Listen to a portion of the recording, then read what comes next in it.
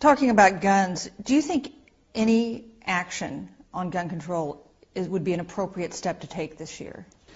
You know, I'm not sure of what would be, to tell you the truth. I think we mistake the whole thing. Most of these terrible tragedies are happening where you have 100% gun control. There are no guns allowed in schools. We have a complete ban on gun in schools and malls and other places, and that's where the shootings are occurring.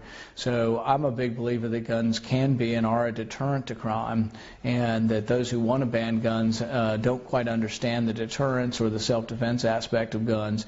So I would allow concealed carry in school by teachers and principals. I think it'd be a great idea to be able to have some kind of self-defense. If my kids were at a school and under attack, I would hope that the principal would have a gun in the desk and be able to try to stop it until the police could get there. Universal background checks, would you oppose that?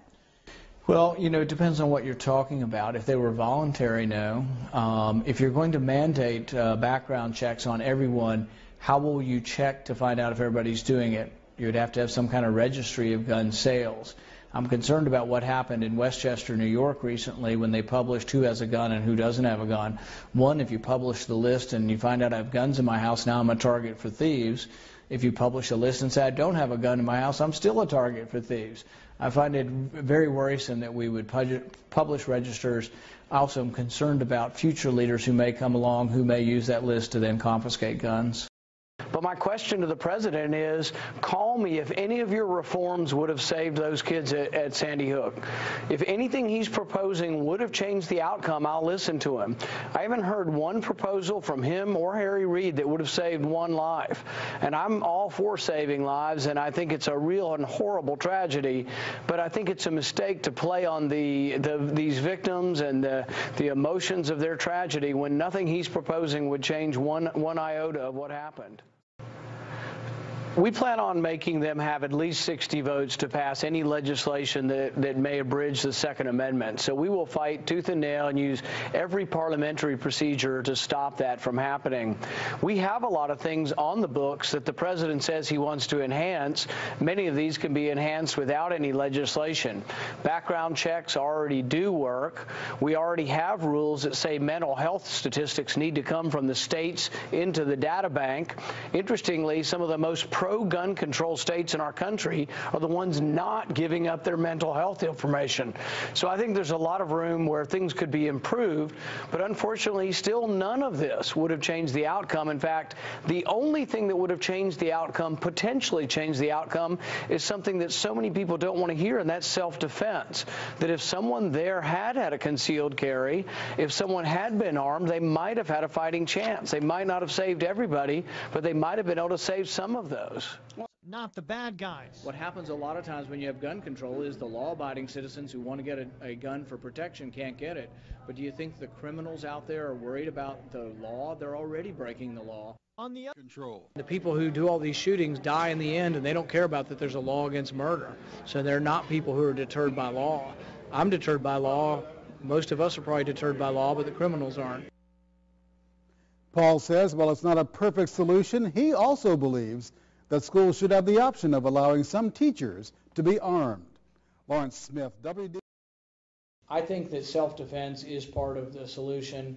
I don't think you're getting rid of 300 million guns in our country, and nobody's even talking about that. They're talking about the restriction of new sales, so there'll still be 270 million guns out there, and then those of us in this room who are all law-abiding citizens would have trouble buying guns.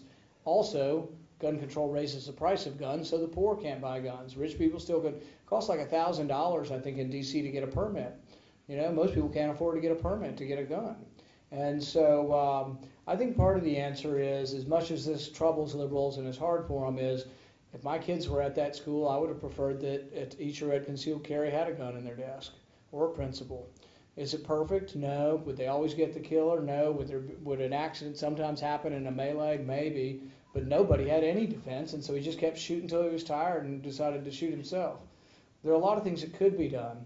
Registration didn't help. The woman's guns were registered, and the son stole them. The only thing that really could have helped, she knew he had trouble if she'd had him locked up. But can you go in everybody's house and find out if their guns are locked up? There's no way we could do that. Is it a good idea to lock your guns up if you've got an unstable family member or if you have children? Absolutely.